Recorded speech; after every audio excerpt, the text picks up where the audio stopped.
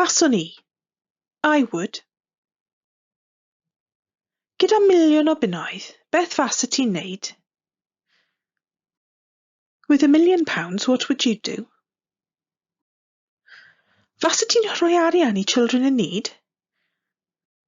Would you give money to children in need? Fasa ti'n mynd ar wyliau I Australia? Would you go on holiday to Australia? Fasa ti'n prynu cwch hwylio? Would you buy a sailing boat? Fasa ti'n symud I Aberystwyth? Would you move to Aberystwyth?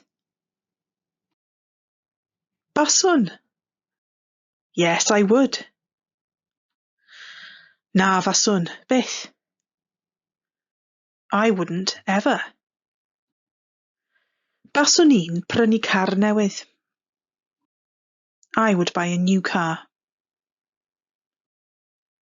Faswn I ddim yn symud I Aberystwyth. I wouldn't move to Aberystwyth. Tasa ti'n ennill miliwn o bunnoedd, beth fasa ti'n neud? If you were to win £1,000,000, what would you do? You can tell me the answer to this question over on www.tyfu-cymraeg.co.uk, where you can also find more lessons, courses, resources, activities and games.